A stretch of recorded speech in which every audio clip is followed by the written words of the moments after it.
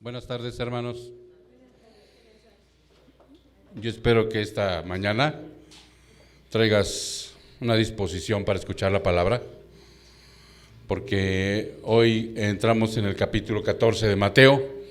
A Dios gracias, ya vamos avanzando en este evangelio que nos ha traído de verdad mucha bendición en relación a cómo nos habla el Señor por medio de sus parábolas en el capítulo 13, ¿recuerdan? La palabra del Señor siempre va a ser confrontadora con nuestro pecado. Nunca la esperes sencilla. Nunca esperes algo así como un evangelio de azúcar. No, la palabra es dura, porque duro es nuestro corazón.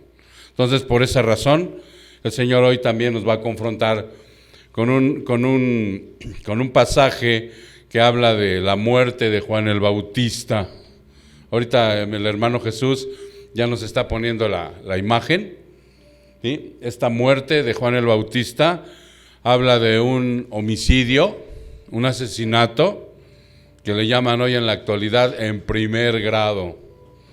Ustedes saben que estos homicidios y asesinatos son realmente juzgados con severidad, ¿sí?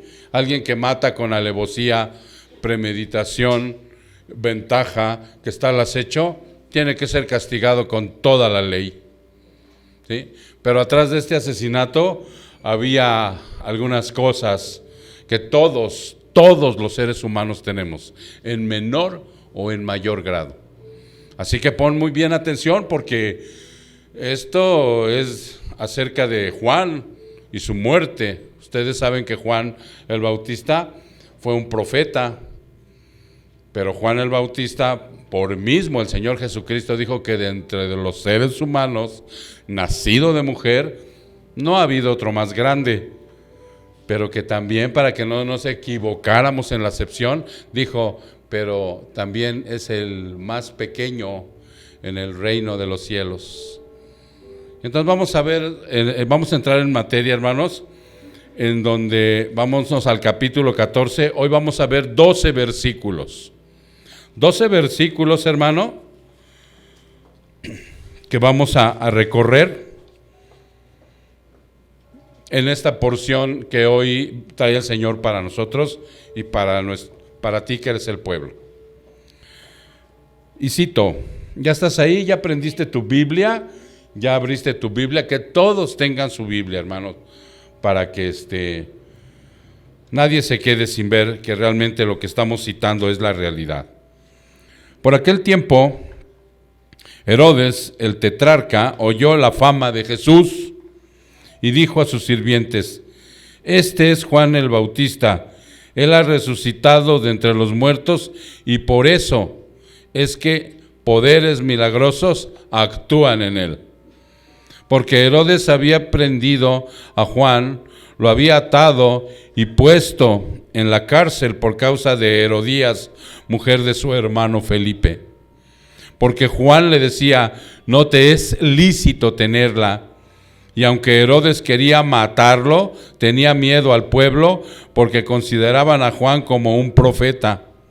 Pero cuando llegó el cumpleaños de Herodes, la hija de Herodías danzó ante ellos y agradó a Herodes, por lo cual le prometió con juramento darle lo que ella pidiera.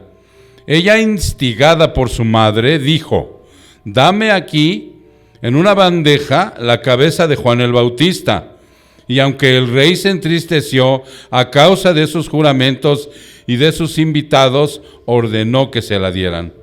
Y mandó decapitar a Juan en la cárcel, y trajeron su cabeza en una bandeja, y se la dieron a la muchacha, y ella se la llevó a su madre. Los discípulos de Juan llegaron y recogieron el cuerpo, y lo sepultaron, y fueron y se lo comunicaron a Jesús. Padre, ten misericordia de nosotros, Señor. Sé compasivo y tierno como siempre eres, Padre, con nosotros, porque en este momento queremos pedirte de favor que abras tu espíritu al de nosotros, Señor. Que nuestro espíritu se conecte con el tuyo a través del Espíritu Santo. Que nuestro espíritu, Señor, en este momento sea apaciguado, que entre en una armonía, Señor, con la palabra que hoy se va a dar. Que todo esto que se va a vertir, Señor, no lo rechace. Que todo esto que se va a vertir, Padre, no lo juzgue, sino que verdaderamente tenga la posibilidad en mi alma de asimilarlo de tal manera que yo me refleje en muchas cosas que se van a ver aquí. Y el reflejo, Padre, que una vez tenga de ello, me haga pedirte perdón, Señor, y deshacerme de todos estos actos, pasiones y pecados que aún tengo en mi corazón. Gracias, Señor, por llegar esta palabra a mi vida, porque me va a confrontar.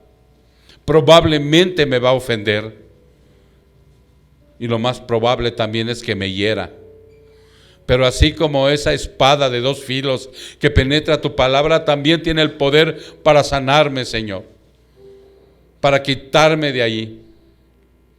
Gracias, mi Señor. Honra y gloria sean para ti, en el precioso nombre de Cristo Jesús. Su pueblo dice, amén.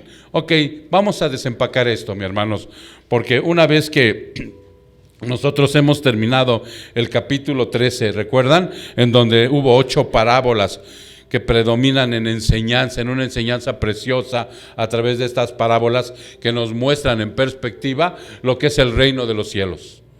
Y quiénes, a quienes les tenemos que predicar, crean o no crean, dice el Señor, tú predica esta palabra, siembra la semilla, porque lo demás es cosa de Dios, hermano.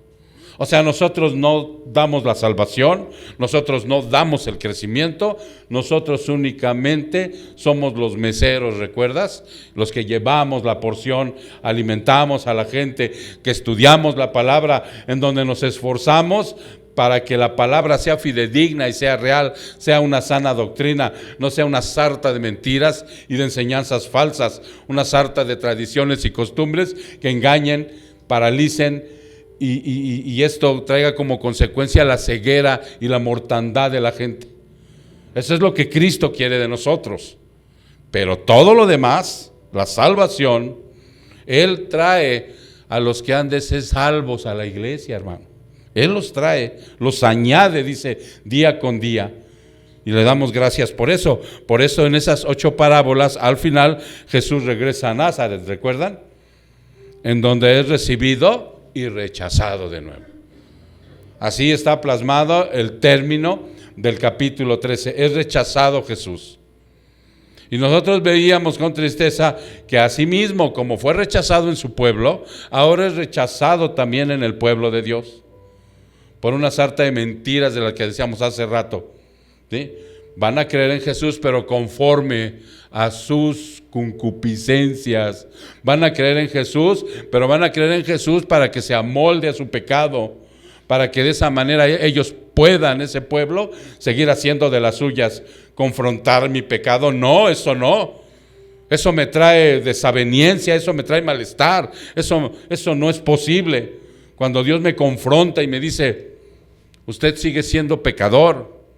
Y en esta semana se pudo haber dado cuenta cuántas veces no ofendió al Señor, e inclusive ya no en práctica. ¿Se dan cuenta? Entonces, por esa situación es rechazado de nuevo de Nazaret. Y entonces viene la enseñanza, se abre el capítulo 14 y viene la enseñanza de la muerte de Juan. Y fíjense muy bien, hermanos, ustedes han visto las películas. Y en una película a veces comienza la porción de los 5 primeros minutos o 3 primeros minutos y empieza con el final, ¿cierto? Está la imagen de la película, la imagen que está pasando, y de repente termina ahí la imagen y empieza otra imagen y dice 8 días antes, ¿no? ¿Cierto? ¿La han visto? Pues no vean tanta tele, hermanos, pónganse a leer la Biblia, no sean así. Bueno, no, entonces, así es esta porción, ¿eh? Fíjense bien, porque nosotros la leemos de corrido y no nos percatamos. Pero fíjate cómo dice: por aquel tiempo Herodes el tetrarca oyó la fama de Jesús y dijo a sus sirvientes: este es Juan el Bautista, el que ha resucitado entre los muertos, y por eso es que poderes milagrosos actúan en él.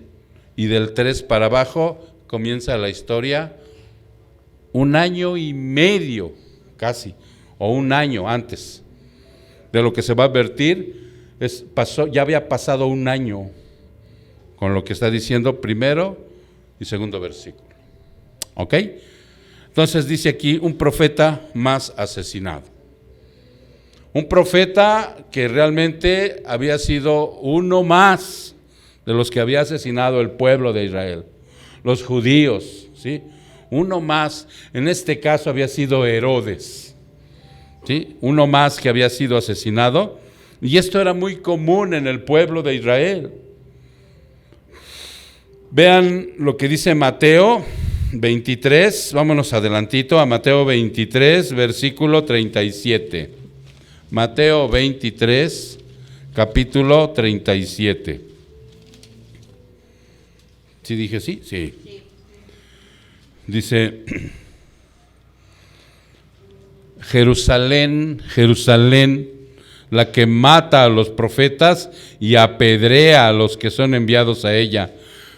Está hablando Jesús, está citando, o sea, algo importante, parado frente a la ciudad de Jerusalén, y está diciendo, mira Jerusalén, tú matas, claro, obvio no es la ciudad, sino los habitantes, los que pertenecían a ella, matas a los profetas, los apedreas. Y entonces hace un énfasis ahí Jesús, dice, ¿cuántas veces quise juntar a tus hijos como la gallina junta sus pollitos debajo de sus alas? Y no quisiste. ¿Cuántas veces a través de que Jesús nos habla y nos dice, ven, ven hijo, ven, yo te voy a cobijar, porque somos asesinos, hermano, y no nada más digamos que en la cuestión física, sino en la cuestión mental, cuando murmuras de alguien, cuando hablas de alguien, cuando manipulas a alguien para lo malo, estás asesinando.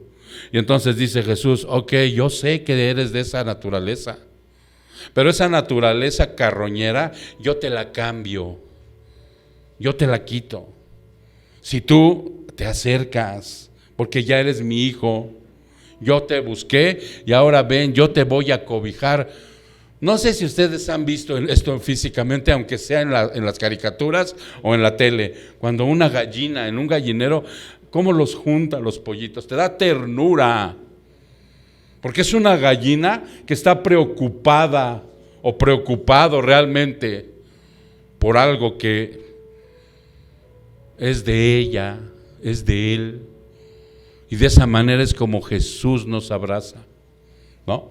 Como quiere. Nosotros ¿cómo somos, hermano? Digo, yo a veces como padre de familia me avergüenzo de veras de haber criado a mis hijos de esa manera. Y eso que nunca se han ido de mi lado.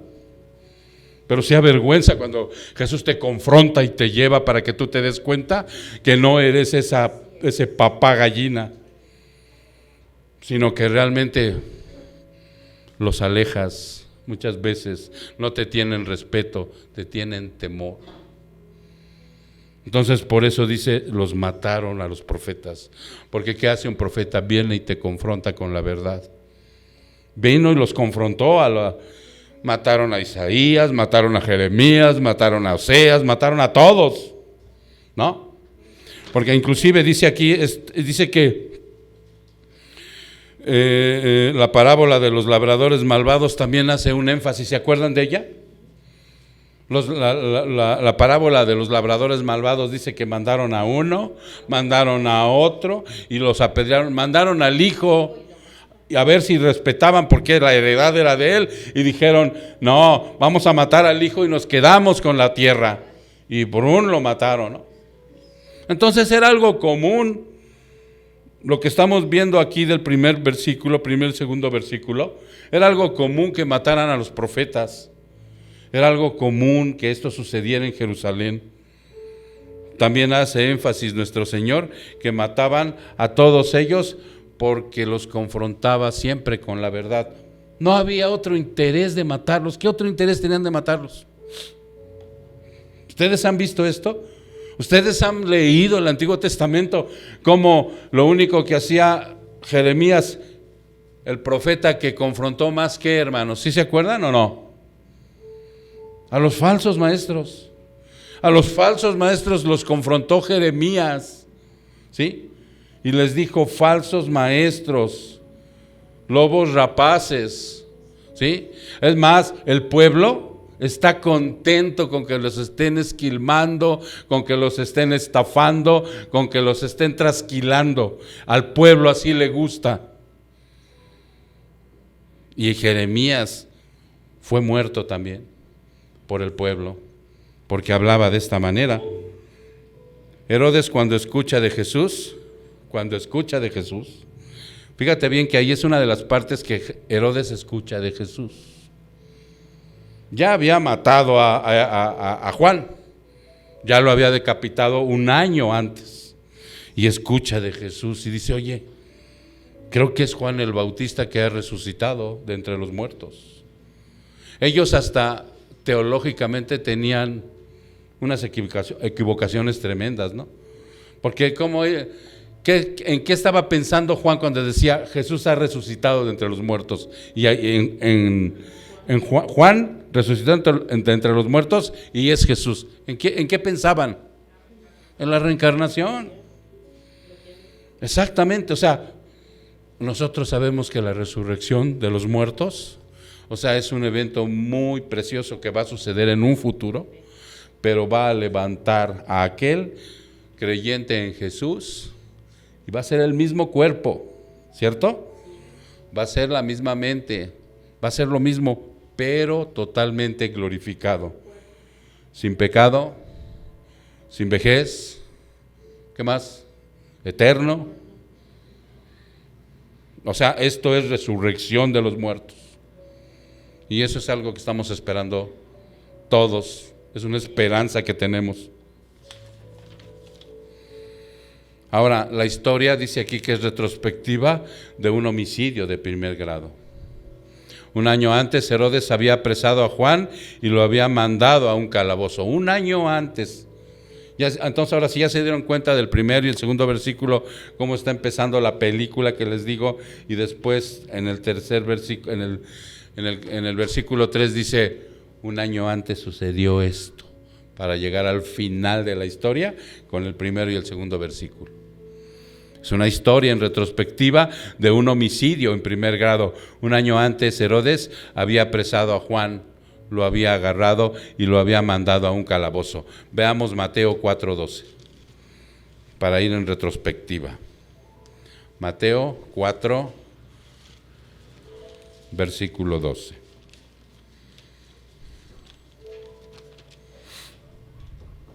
Cuando él oyó que Juan había sido encarcelado, se retiró a Galilea.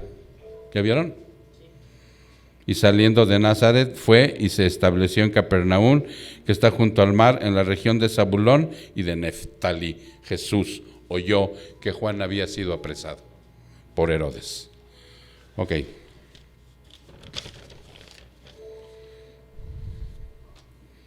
Juan, antes de nacer, fue un privilegiado delante de Dios. ¿Recuerdan? ¿Por qué razón? Dice aquí, porque el ángel le dijo: serás lleno del Espíritu Santo, desde el vientre de su madre. Y nosotros una vez estábamos predicando la palabra acerca de que ustedes qué querían, que en qué momento Jesús había recibido al Espíritu Santo. Y muchos habíamos creído que había sido hasta el bautismo, ¿cierto? ¿Y no? Si Juan, un hombre común y corriente, con un gran privilegio, había sido lleno del Espíritu Santo desde el vientre de su madre, Jesús cuanti más. Entonces dice aquí, fue lleno del Espíritu Santo desde el vientre. ¿Cómo se llamaba su madre? ¿Quién recuerda? Elizabeth. En otros versículos trae otro nombre. ¿Quién lo tiene? Bueno, ahorita me dicen. El Señor Jesús da testimonio de que entre los nacidos de mujer no se ha levantado otro mayor que Juan el Bautista. Pero no por poderes, hermano, no por dones. ¿Por qué creen, hermano, que citó Cristo esto? Dice él, entre los nacidos, hasta ese momento, ante todos los que han nacido de mujer, ¿sí? No se ha levantado otro mayor que Juan el Bautista, porque Juan el Bautista lo está levantando como privilegiado. Hay muchos hombres en la Biblia que han sido privilegiados. Díganme uno. Salomón, Moisés, ¿quién más? Abraham, son privilegiados. Pero a ver, las mujeres, ¿por qué dejan fuera a María? María tuvo en su vientre al Salvador, ¿no? Pero todos ellos fueron eclipsados, de verdad, hasta María fue eclipsada por Juan, por el privilegio que tuvo de ver en ese momento al Señor y predicar y prepararle el camino. Ese era su privilegio. Por eso dijo, este es el nacido de mujer en privilegio, no en dones, no en poder, porque no se refiere Jesús a eso, sino se refiere de que estuvo presente y lo vio. Los otros profetas no lo vieron. ¿Cuántos años habían pasado, mi hermano Olger, que no había habido profeta antes de Juan? ¿Usted lo recuerda? ¿Quién lo recuerda? No. ¿Cuál es el último libro del Antiguo Testamento? Malaquías. De Malaquías, cuando llegó Juan, ¿cuántos años habían pasado? Ya no voy a predicar, 400. 400 años. Es que es bien importante que esto lo tengan en cuenta, porque cuando viene esta palabra, o sea, por eso era un privilegio para Juan. De verdad, o sea, a todos los eclipsó, dice Jesús. ¿Sí? Pero también dijo algo muy importante Jesús, para que no se confundieran en el privilegio de Juan. Dijo, pero es el más pequeño, ¿cierto? Dentro del reino de los cielos también. ¿Por qué? Porque ¿saben qué? Juan no vivió lo que estamos viviendo tú y yo. Él se fue antes. Él no vio el nuevo pacto ya así en todo su esplendor, como lo vieron los apóstoles, como lo estamos palpando nosotros. O sea, eso es bien importante, hermano, porque Juan ya no lo pudo disfrutar. Lo decapitó Herodes antes, pero sí tuvo ese privilegio. Entonces, por eso Juan el Bautista dijo también en una ocasión, es necesario que yo, el nacido, dicho por mi maestro, con el mayor privilegio de ser uno de los hombres, ¿sí? Que dice aquí, nacido de mujer, el más privilegiado, ahora yo tengo que, hasta hay una canción, tengo que menguar para que Él surja. Y la aplicación de estos versículos, ¿cuál es, hermano? Yo tengo que desaparecer. Mi gloriosa personalidad, mi intelecto tan fregón que creo tener, mis propósitos en la vida tienen que ser minimizados para que Jesús crezca en mí, para que mi ego exactamente sea apachurrado, porque muchas veces cuando mi ego es apachurrado, yo respingo luego, inmediatamente me pongo así cuando mi egocentrismo es tocado. Tóquenme todo, menos mi orgullo. Y es lo que dice Juan, tienes que, chaparrito, para que Jesús crezca en ti, para que cada día te parezcas a Él. Por eso yo le decía hace rato a un varón con el que yo platicaba, esto no está considerado para nosotros, no como religiosidad, hermano, porque si es una religión en la extensión de la palabra religión quiere decir religarte con el Creador, volver a tener una relación con Él, porque estábamos muertos en delitos y pecados, vino Jesús a rescatarnos y ahora lo quiero conocer, pero no lo quiero conocer a través de tradiciones miopes, no lo quiero conocer a través de costumbres falsas, no quiero estar esclavizado a todo ese tipo de cosas, no quiero prender veladoras, no quiero rezar rosarios, no quiero adorar imágenes, ahora quiero tener una relación con el Dios vivo. Y eso es lo importante, y para eso yo tengo que conocer esto, porque si no conozco esto, pues cualquier persona va a venir a engañarme. Entonces, por eso, ya no, lo que rechazamos es la religiosidad que el ser humano plasma. Más adelante lo vamos a ver. Más adelante vamos a ver algunas cosas con respecto a esto. Juan ahora en el calabozo por causa de Herodías, Juan le dijo, porque estamos viendo del versículo 3 al versículo 5, hermano, toma en cuenta eso. Juan ahora en el calabozo por causa de Herodías, Juan le dijo, no te es lícito tener a Herodías. ¿Quién era Herodías, hermano? Vamos a hacer un poquito de historia, ¿sí? Porque esto inclusive no viene en la Biblia. Herodías era en ese momento la esposa de Herodes, el tetrarca, Herodes Antipas, ¿sí?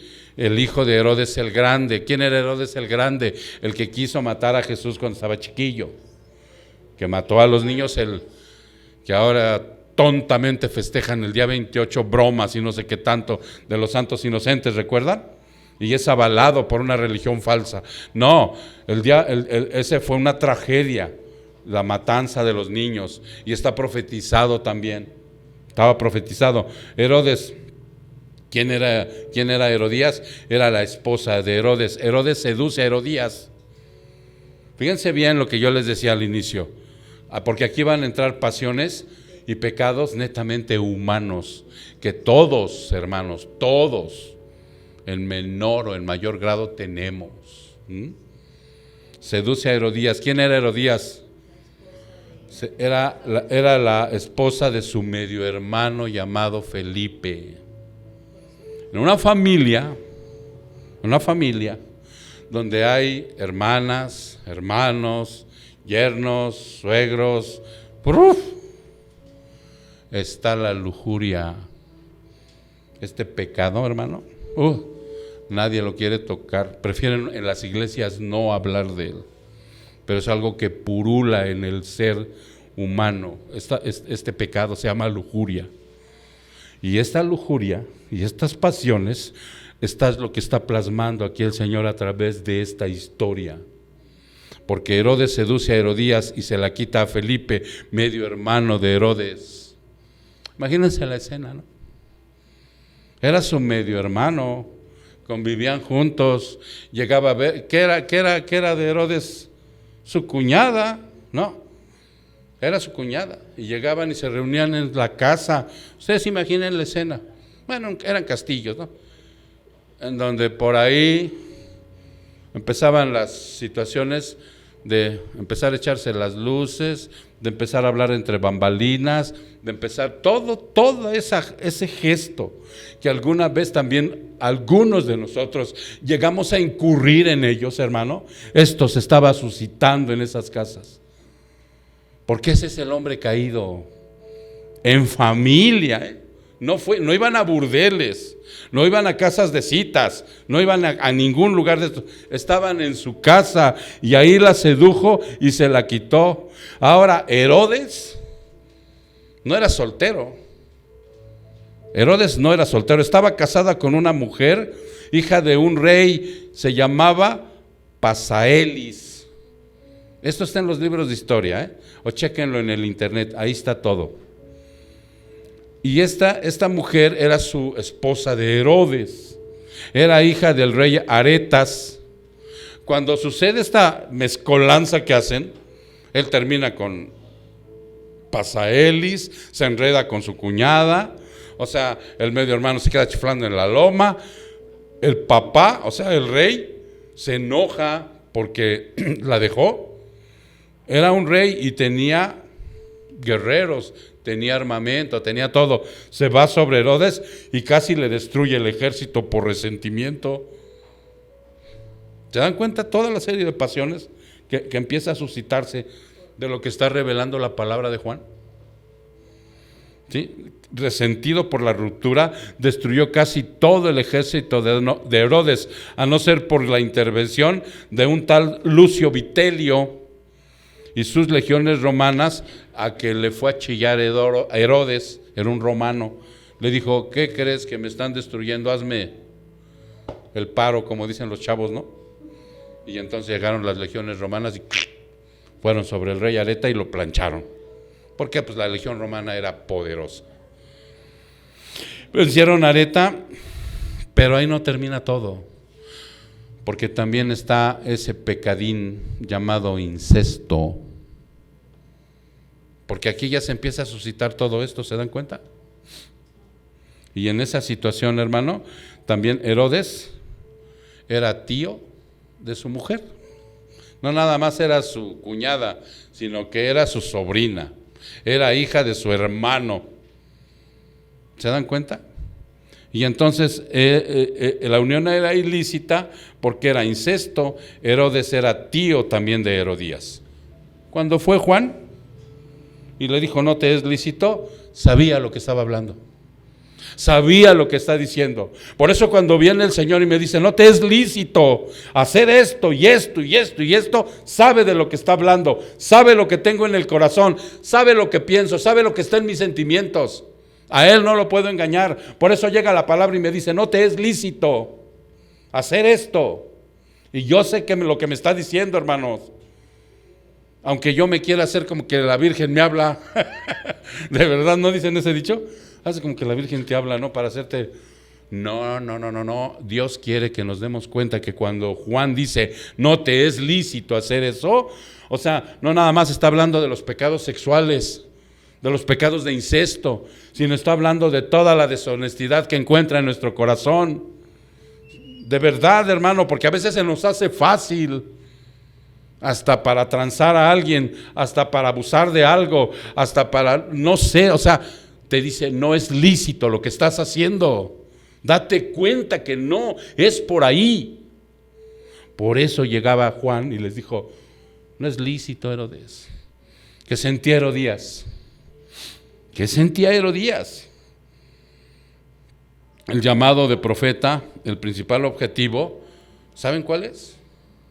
No es que adivinen el futuro, porque en muchas iglesias llega un profeta y lo ponen a adivinar el futuro, ¿no? Entonces es un falso maestro. El que dirige esa iglesia es un falso maestro. Si en una iglesia te dicen, aquí hay profeta, y hay profetas, y hay una escuela de profetas, y no, porque ya el ministerio del profeta no existe, se terminó. En el antiguo, en el libro de los Hechos aparecieron los últimos profetas y se acabó el ministerio de los profetas. Existen en el don. Y entonces el principal llamado del profeta, su objetivo es confrontar el pecado, hermano, confrontar el pecado. Cuando tú, hermano, vas a predicar el evangelio y empiezas a pastorear a alguien y empiezas a advertirle la situación de que venga Cristo, tienes que decirle la verdad. Tienes que decirle que está muerto en delitos y pecados. Tienes que decirle que no puede pensar de otra manera hasta que no nazca de nuevo, que no puede comprender las cosas del Espíritu porque se tienen que discernir espiritualmente, porque todo lo piensa el que no tiene a Cristo con la carne, con el egoísmo, con mi ventaja, todo lo piensa así. Y tú no le puedes decir, ven, acepta a Cristo para que venga a vivir en tu corazón, así todo. No puedes, hermano, porque lo estás engañando. Por eso dice el llamado de profeta, el principal objetivo es confrontar el pecado, donde quiera que esté y cualquiera que lo cometa, ¿sí? Y tiene que tener temor a Dios antes que a los hombres. ¿Ustedes creen que alguien que no tiene a Cristo pueda tener temor de Dios? No lo tiene, hermano. Porque el temor de Dios, a Dios es un respeto reverente a Dios. Tiene una idea de Dios, tiene un concepto de Dios, ¿cierto? Y esa idea y ese concepto que tiene de Dios no es del Dios verdadero, es un ídolo que le ha presentado una falsa religión, que le ha presentado una secta. Es un ídolo. No hay con qué pueda, o sea, realmente. Fíjense lo que dice Proverbios 29. Vámonos a Proverbios 29. Para que tú constates que Dios es antes que los hombres. Proverbios, capítulo 29, dije, ¿verdad? Proverbios capítulo 29, versículo 25 al 27. Y cito, el temor al hombre es un lazo. ¿Por qué el temor al hombre es un lazo? Porque es una trampa. Cuando tú le tienes miedo a los hombres, o sea, al ser humano, es una trampa. ¿Qué estaba pasando con Herodes? ¿Qué iba a pasar con Herodes? Porque ahorita vamos a ir para allá. Herodes tenía cierta estima de Juan, pero le tenía más miedo a su mujer que a Dios. Así de fácil, así de fácil. Entonces, por eso dice, el temor al hombre es una trampa, es lo que está diciendo aquí. Pero el que confía en el Señor estará segurito, o sea, tranquilo.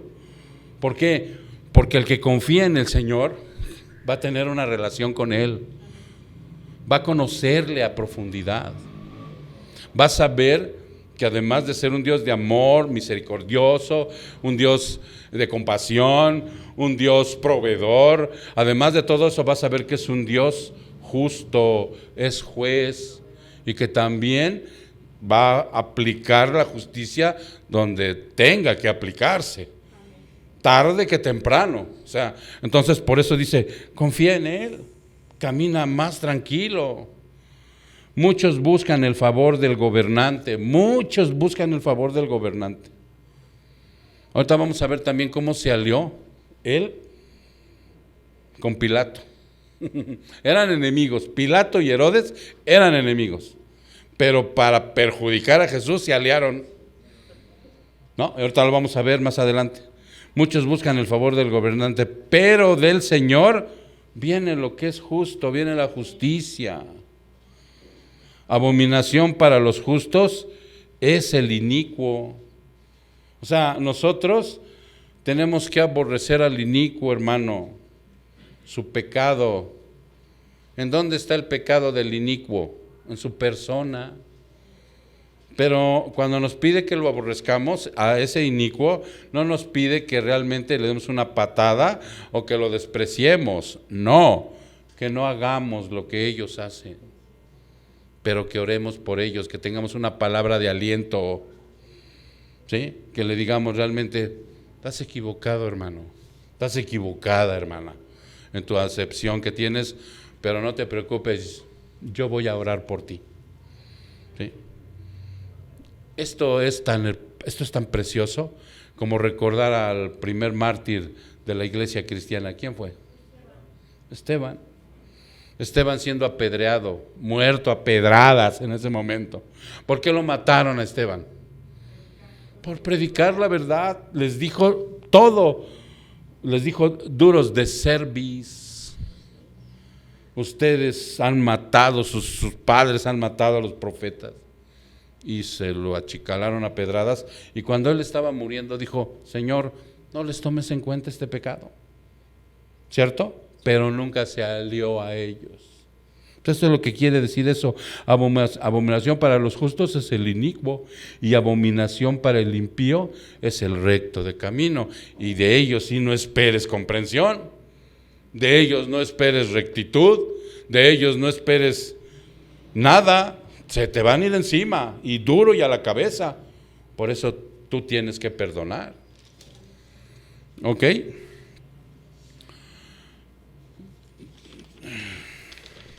Ok. Temer a las personas es una trampa peligrosa, hermano, de verdad. Pero confiar en el Señor significa seguridad. Herodes tenía una característica muy común de todo ser humano. Fíjate bien, de todos nosotros, ¿eh? Miren, cuando nosotros estemos hablando del pecado, no te excluyas. No te excluyas, porque algo habrá de haber, ¿no? Algo habrá de haber. Herodes tenía una característica muy común de todo ser humano trivial. Le gustaba escuchar a Juan, mas sin embargo prefería quedar bien con los seres humanos. Esa es la postura. De verdad, a nosotros nos agrada venir al culto, nos agrada escuchar cultos, nos agrada escuchar la voz de Dios. Pero cuidado con lo que está diciendo más adelante. Este hombre prefería quedar bien con los seres humanos. Vámonos a Marcos 6:20, para que ustedes vean lo que les comentaba yo hace rato. Marcos capítulo 6, versículo 20. Y cito: porque Herodes tenía a Juan, temía, a Juan, porque Herodes temía a Juan, sabiendo que era un hombre justo y santo, y lo mantenía protegido. ¿De quién? ¿De quién? De Herodías. Herodías era la manzanita de la discordia, pero él era un hombre pusilánime. ¿Sí saben lo que es un hombre pusilánime? Ya el otro día comentamos algo de esto, ¿no? Se oye medio feo, así como... Es un hombre sin carácter. Es un hombre débil. ¿Qué más? Sin voluntad. Sin valor. No. Pastor, pero yo he matado a 30. Sigue siendo pusilánime. Sigue siendo pusilánime. No, este hombre temía a Juan. Él sabía perfectamente, dice aquí la palabra, que era un hombre justo y santo. Fíjense lo que dice, y lo mantenía protegido. Y fíjense lo que dice después, y cuando lo oía, se quedaba muy perplejo, le encantaba escucharlo. Ya me lo imagino a Herodes, así a escondiditas de Herodías y de todos sus matarifes, se iba en secreto al calabozo y le decía: háblame, Juan, háblame de la palabra. Y lo oía, y Juan le predicaba la palabra, y lo oía, dice, y se quedaba perplejo, pero le gustaba escucharlo.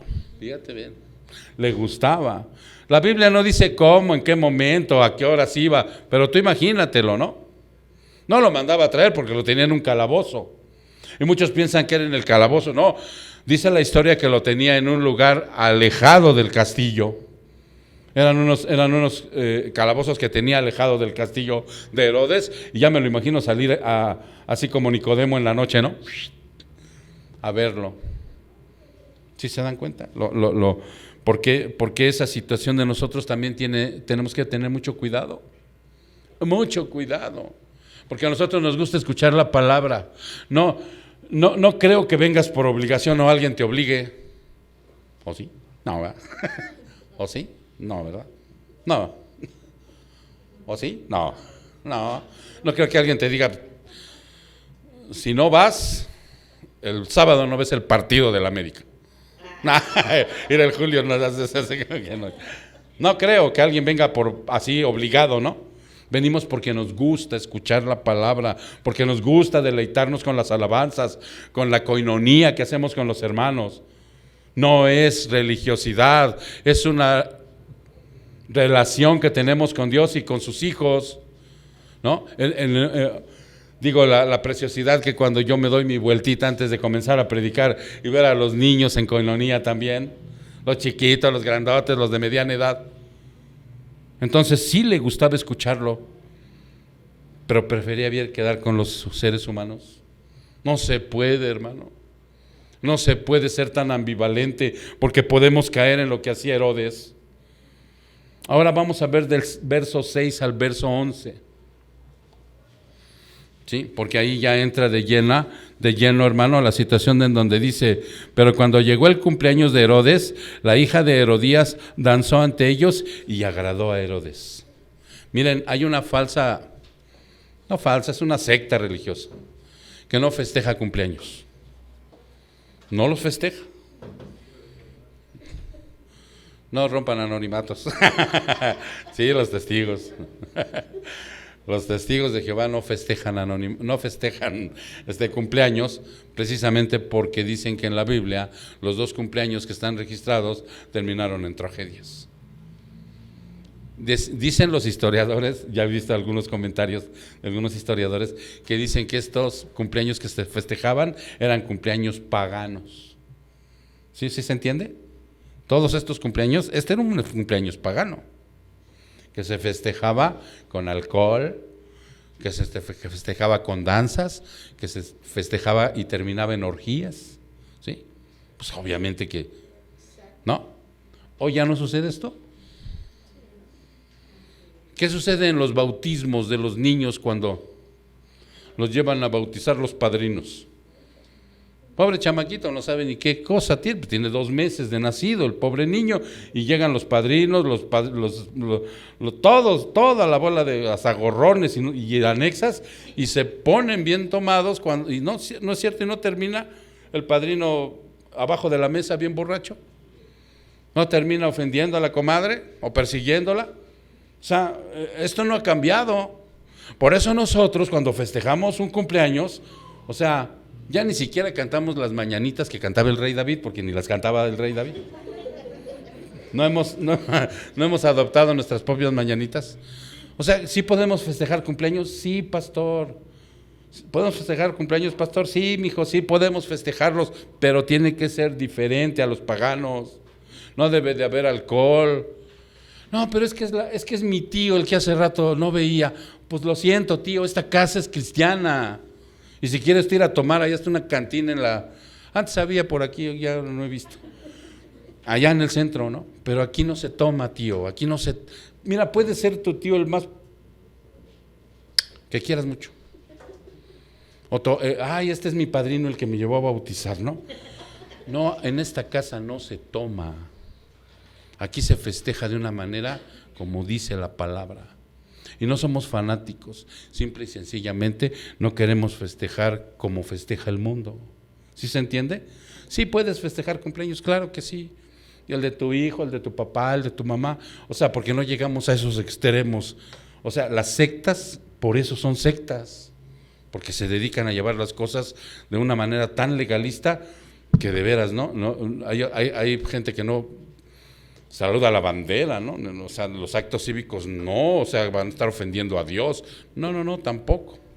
Entonces dice aquí, la premeditación, fíjate bien, la alevosía y el acecho para el homicidio en primer grado fue de parte de Herodías, ¿cierto? Ella, porque fíjate lo que dice el versículo 7. Por lo cual le prometió con juramento darle lo que ella pidiera. Ella, instigada por su madre, dijo: dame aquí en una bandeja la cabeza de Juan el Bautista. Y aunque el rey se entristeció a causa de sus juramentos y de sus invitados, ordenó que se la dieran. Y mandó decapitar a Juan en la cárcel. Y trajeron su cabeza en una bandeja y se la dieron a la muchacha y ella se la llevó a su madre. Eso es lo que dice la palabra del versículo que te dije, 6 al 11. Entonces lo que vemos aquí inmerso en estos versículos es que la premeditación, la alevosía y el acecho para el homicidio en primer grado fue de parte de Herodías. La inmoralidad fue echada a caminar induciendo, ¿a quién? A su propia hija. O sea, por eso tenemos nosotros que tener cuidado, hermano. Nosotros, cuando estábamos en el mundo, o sea, había ese tipo de cosas con nuestros hijos. Si mi hijita o mi hijito que anda por ahí, querían estar bien conmigo, y mal con su mamá, se alaban conmigo, ¿ah?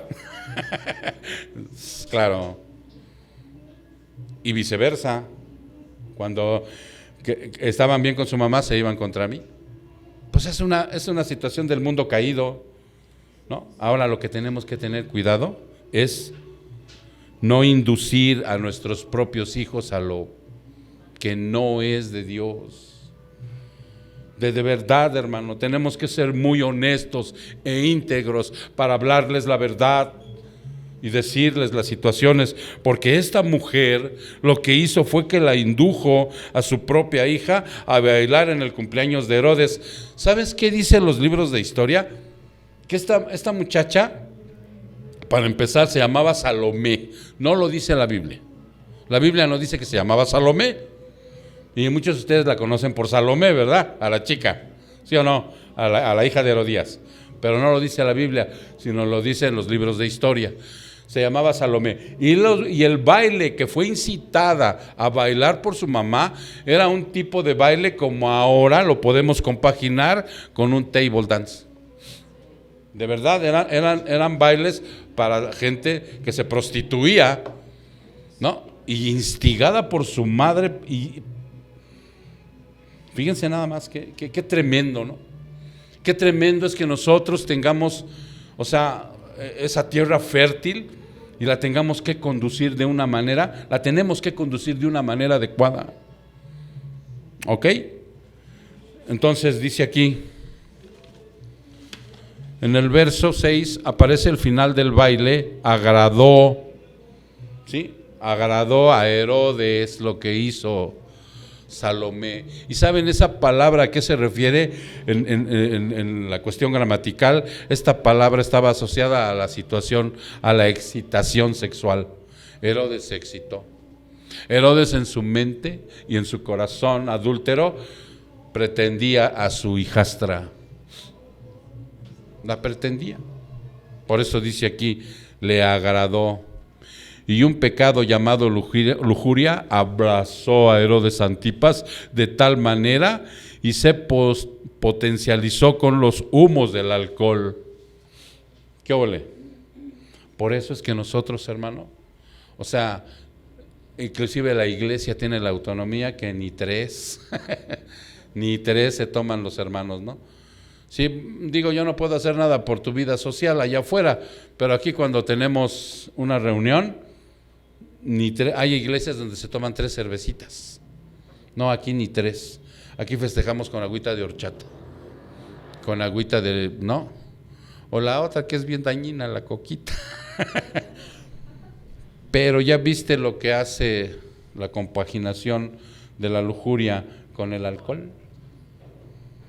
Por eso es que también el alcoholismo nosotros no lo consideramos como enfermedad, sino como pecado. Por lo que dice la palabra, el que llega a la borrachera es pecado. ¿Ok? Entonces se potencializó con los humos del alcohol para prometer inclusive, ¿qué prometió? La mitad de su reino. A tal grado llegó la lujuria con el alcohol de Herodes que le dijo a la tal Salomé, pídeme lo que quieras, te doy lo que quieras. Nosotros hemos tenido pasado, hermano. Nosotros hemos estado metidos ahí muchas veces. Y con los humos del alcohol y ese pecado, ¿no hemos hecho desastre y medio? Por eso ahora el Señor pide santidad. O sea, no somos cuadrados. Podemos tener una vida sexual, sí, pero con tu esposa y sin mancilla en el lecho. Y tenemos que ser muy cuidadosos de eso, porque sabemos que la lujuria es una de las partes que todavía está ahí. Es algo que está ahí mientras tengamos la imperfección, hermano. Por eso tenemos que tener mucho cuidado, porque esto sucedió con ellos. Y fíjense lo que dice Marcos 6:23. Marcos 6:23.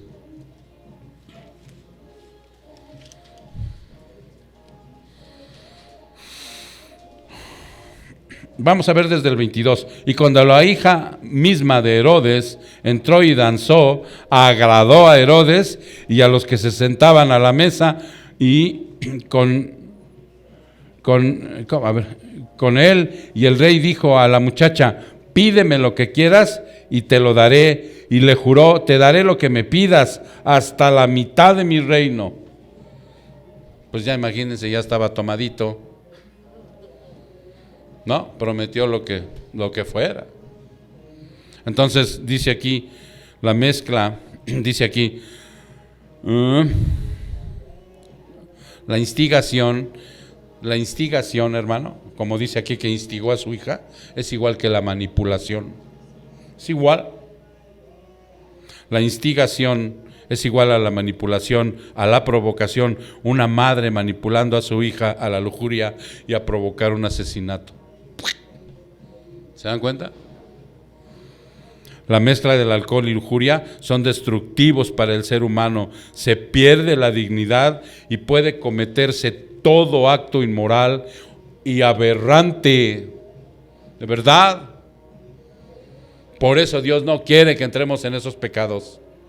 Por eso tenemos que tener mucho cuidado, tanto con el alcohol como con la lujuria. Por eso tenemos que decirle a Dios, dame santidad, Padre, porque yo pues de aquí soy. Él conoce mi vida desde que nací y conoce lo que traigo por dentro. Yo no puedo confiarme, yo no puedo acercarme a mis hermanas, o sea, con este tipo de situaciones, hermano. Tengo que ser muy cuidadoso con mis cosas, de no andar coqueteando con las hermanas y que el hermano no ande coqueteando con las hermanas. Por eso aquí es hombre con hombre y mujer con mujer. Aquí cuidamos mucho ese aspecto, hermano. Y aún cuidando ha habido adulterio. Ya se presentó un adulterio aquí. Y el otro día ustedes escucharon cuando se le perdonó porque vino arrepentido, ¿no? El susodicho. Pero se le tiene que informar al pueblo de Dios que este hombre había cometido adulterio, pero venía arrepentido y se le dio otra oportunidad. Pues no tardó mucho, pero era arrepentimiento de pecado sexual y de pecado de alcoholismo. Como a los mes y medio se volvió a beber y ahorita está anexado. ¿Ya se entiende? Entonces, por esa situación dice, inmoral, aberrante ante los ojos de Dios. Esto sucedió con Herodes, atrapado en situaciones como palabra del rey se cumple, ya no pudo dar vuelta atrás. Porque era una palabra del rey que estaba comprometida en ese momento. Ya no pudo dar vuelta atrás. Su pecado fue como la bola de nieve que cae como una avalancha, lo aplastó. ¿No ha pasado así, hermano, en nuestra vida? Echas a caminar un pecado y lo ves chiquito. Ahí viene la bolita bajando del monte, ¿no? Y no pasa nada. Está controlado, hombre. Yo ya la detengo, la avalancha. No se puede. Llega un momento en que corre, te aplasta, te sobrepasa la situación. Por eso Dios nos advierte, por eso Dios nos confronta.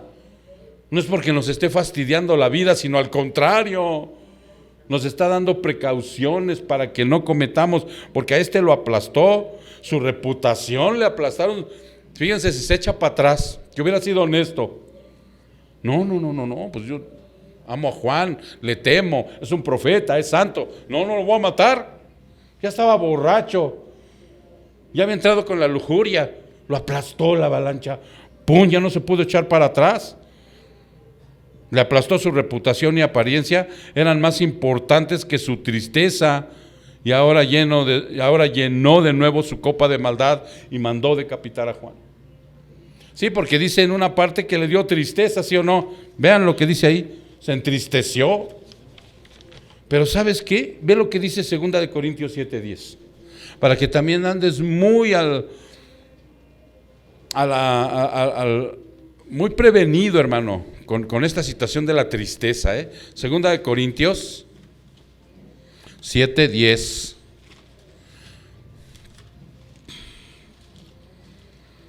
¿Ya estás ahí? Dice, porque la tristeza que es conforme a la voluntad de Dios, ¿qué produce? Arrepentimiento. O sea, tú tienes una tristeza, andas tristón por algo, lo que sea. Si esa tristeza te conduce a cambiar de vida, dice el Señor, bienvenida. Bienvenida. Porque el arrepentimiento no es remordimiento, el arrepentimiento es un cambio de juicios y actitudes que está avalada por el Espíritu Santo. Ahora puedes.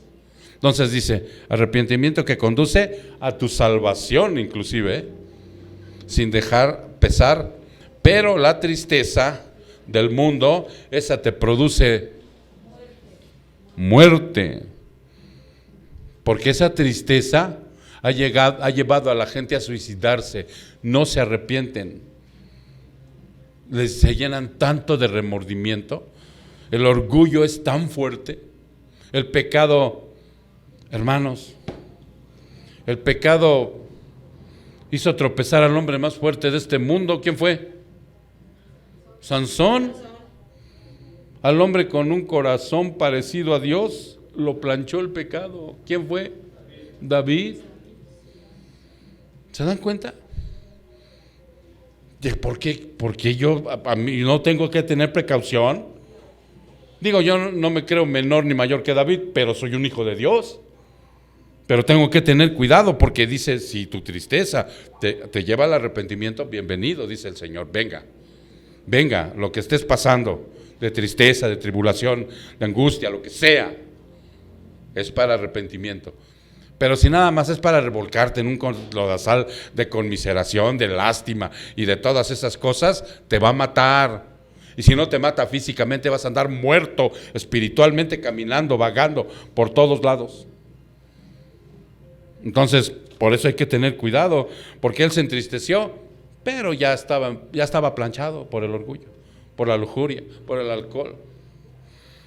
Mas sin embargo, en el verso 11, esto era muy común, como un trofeo, fíjense bien, en el verso 11, le llevaron la cabeza del Bautista, sangrando, ya me imagino así como lo agarraron de su cabellito a Juan, y sangrando todavía, pues lo decapitaron, la pusieron en una bandeja y se la llevaron a la tal Salomé.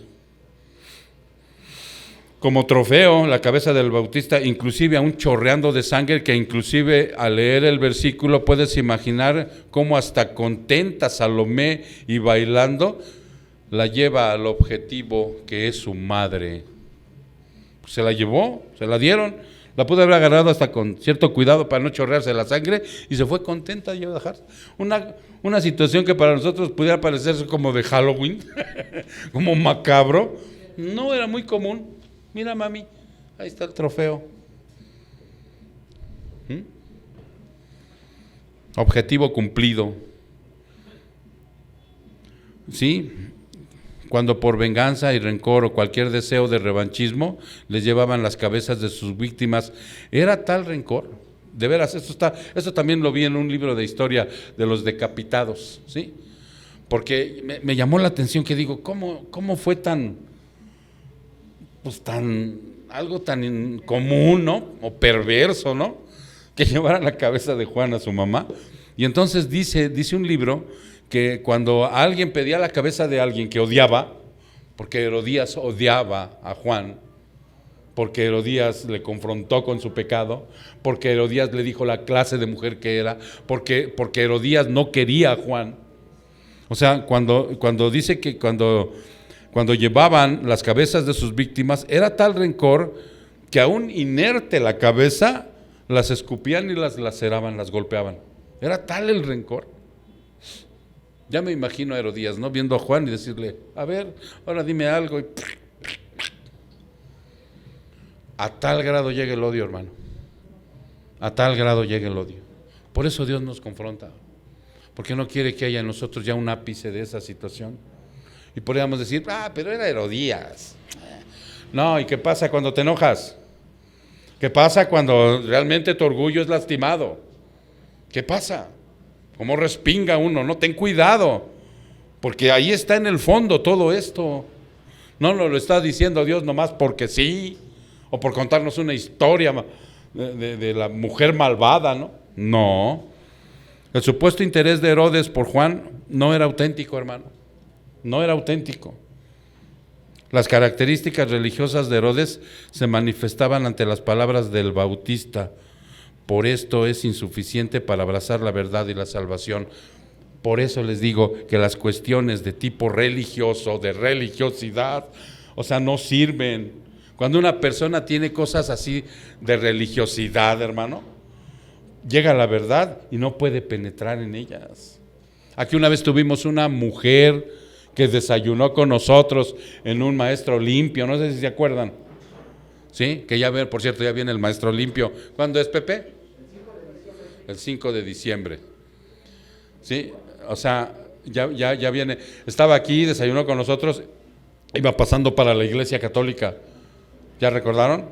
Y le dijimos así con la Biblia en la mano, mire, a la Virgen no se le venera por esto y por esto y por esto. Y lo vio y dijo, chirrión, sí, aquí dice, pero ¿qué cree? Esto me lo enseñaron mis padres y no lo voy a cambiar, me dijo, y me voy a morir católica.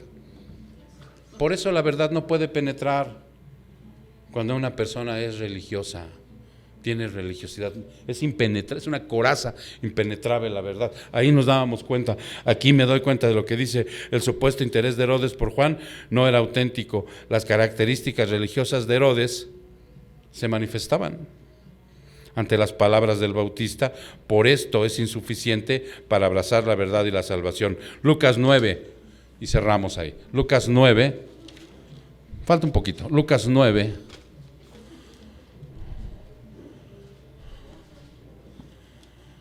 Lucas capítulo 9, versículo del 7 al 9.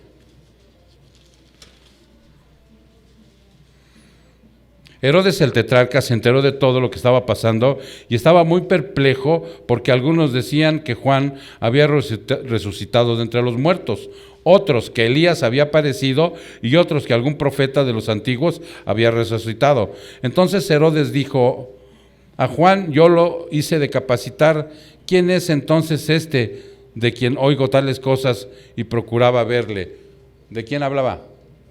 De Jesús, exactamente. Pero esas son las partes religiosas que creían que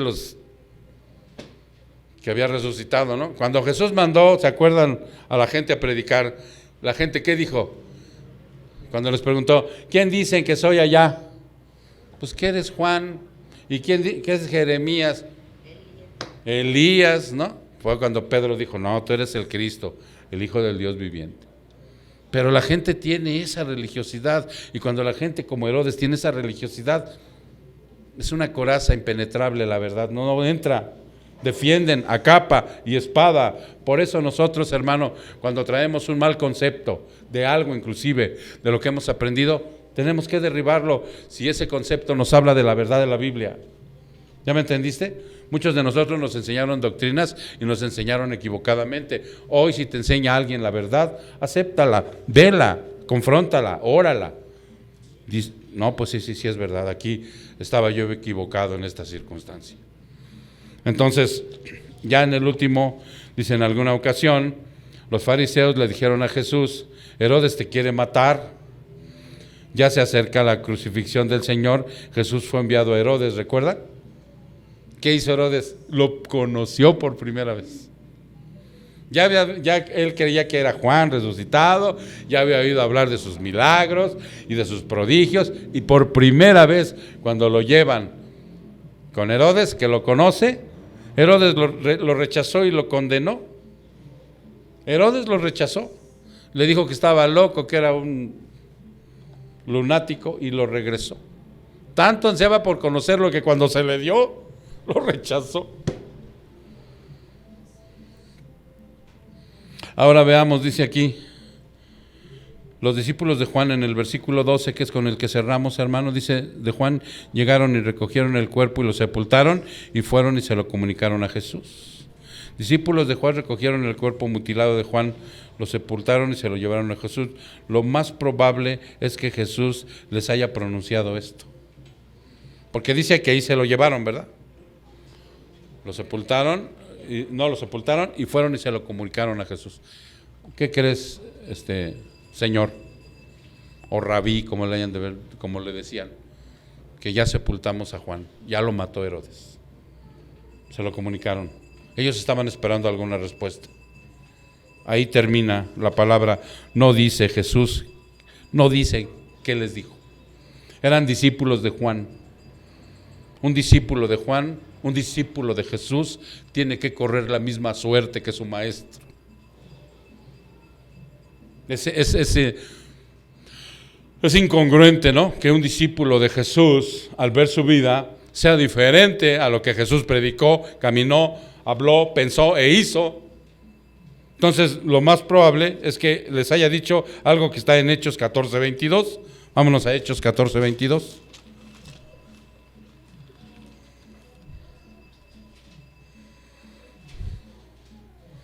Sí, ya me los imagino ahí parados, diciéndole, ¿qué crees, Rabí? Que ya mataron a Juan, lo decapitó por fin Herodes, se acabó, ¿no? ¿Qué nos dices? ¿Qué hay para nosotros? ¿Qué hacemos? Ahí va, fortaleciendo los ánimos de los discípulos, exhortándolos a que perseveraran en la fe y diciendo, es necesario que a través de muchas tribulaciones entremos en el reino de Dios. No se agüiten, discípulo. Es necesario que a través de muchos sufrimientos vamos a entrar al reino de Dios. No es fácil, van a venir situaciones adversas, van a venir cosas que nos van a despreciar, nos van a insultar, nos van a negar la entrada aquí y allá, nos van a querer cerrar la iglesia. Va a haber muchas cosas. No se desanimen.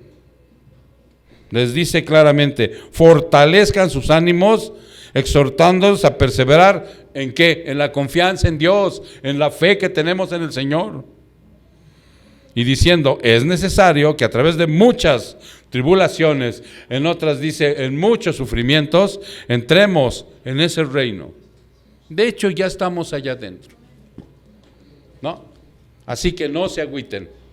Probablemente les digo, yo creo esperaban decir, no, ahorita vamos a ir sobre Juan, sobre Herodes, lo planchamos, ¿no? No se preocupen, hombre, entren, sean prósperos, que no sigan a Juan. No, les dijo, no. Vean lo que tienen que pasar un discípulo de Juan y un discípulo mío. Ahí estaba la respuesta, ¿no? Porque ya no se deja entrever, pero ellos estaban esperando algo, fueron y se lo comunicaron a Jesús. ¿Sale, mis hermanos? Y que Dios prepare nuestro corazón para la próxima semana, que viene la milagrosa, aquella historia milagrosa donde el Señor les da de comer a mucha gente, ¿no? Que también yo ya le eché una ojeadita y está preciosa la enseñanza. Vamos a orar. Padre, te damos gracias, Señor, porque hoy has confrontado nuestra vida, hoy has confrontado nuestro interior, Señor. A veces olvidamos algunas cosas, Padre, y hoy tú nos has centrado y nos has advertido de muchas cosas en las cuales tenemos que buscarte para la santidad, Señor.